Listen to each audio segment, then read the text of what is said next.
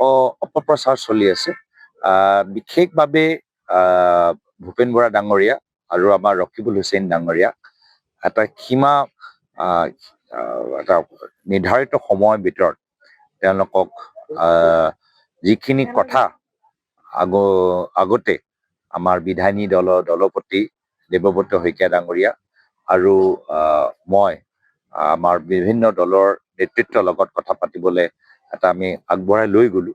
সেইখিনিয়ে কথা একদম ফাইনেললৈকে লৈ যাবলৈ এটা নিৰ্ধাৰিত সময়ৰ ভিতৰত দায়িত্ব হিচাপে দুয়োগৰাকী নেতা, আপোনালোকৰ অলপ ভুল হৈছে, দুয়োগৰাকী নেতাক বিশেষ দায়িত্ব দিয়া গৈছে। সেয়া হ'ল ভূপেন বৰা ডাঙৰীয়া আৰু ৰকিবুল হুছেইন ডাঙৰীয়া। দুখৰ কথা যে অসমৰ মুখ্যমন্ত্ৰীলৈ বাৰম্বাৰ এনেধৰণৰ বিতৰ্কিত কথাবোৰ চৰ্চিত আৰু অসমৰ মুখ্যমন্ত্ৰীৰ বিৰুদ্ধে জনসাধাৰণে আজি সুপ্ৰিম কোৰ্টত গৈ কেছ দিছে। মানে কিমান আমাৰ বাবে লজ্জাজনক কথা যে আজি সমগ্ৰ ভাৰতৰ ভিতৰত বিভিন্ন অধিবক্তাসকল সকলে গৰিহণা দিছে। তেওঁলোকে বিভিন্ন ৰাষ্ট্ৰীয় পৰ্যায়ৰ যিবোৰ সাংবাদিকসকল আছে তেওঁলোকেও সুধিছে যে কি দৰকাৰ মুখ্যমন্ত্ৰী, এগৰাকী নিৰ্বাচিত মুখ্যমন্ত্ৰী, সাংবিধানিক পদত বহি থকা এগৰাকী ব্যক্তি কি দৰকাৰ। আৰু সেইকাৰণে আজি আমি লজ্জিত হৈছো আৰু তেওঁক অসমৰ জনসাধাৰণৰ পৰা আমাক এনেকুৱা এটা ঠাইলৈ লৈ যোৱাৰ বাবে অসমৰ জনসাধাৰণৰ পৰা ক্ষমা বিচাৰিব লাগে। হ'ব, ধন্যবাদ। অপপ্ৰচাৰ চলি আছে।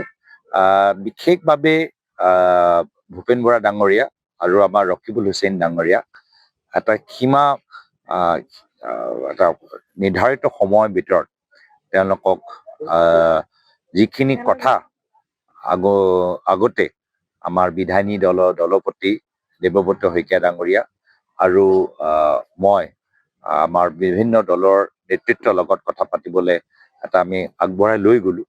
সেইখিনিয়ে কথা একদম ফাইনেললৈকে লৈ যাবলৈ এটা নিৰ্ধাৰিত সময়ৰ ভিতৰত দায়িত্ব হিচাপে দুয়োগৰাকী নেতা, আপোনালোকৰ অলপ ভুল হৈছে, দুয়োগৰাকী নেতাক বিশেষ দায়িত্ব দিয়া গৈছে।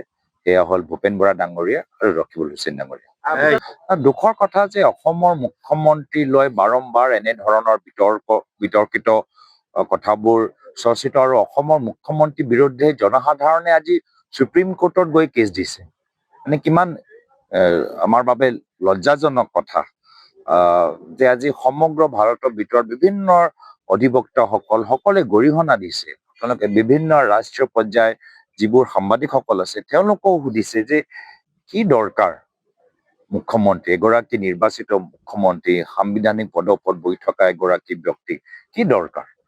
আৰু সেইকাৰণে আজি আমি লজ্জিত হৈছো আৰু তেওঁক অসমৰ জনসাধাৰণৰ পৰা আমাক এনেকুৱা এটা ঠাইলৈ লৈ যোৱাৰ বাবে অসমৰ জনসাধাৰণৰ পৰা ক্ষমা বিচাৰিব লাগে।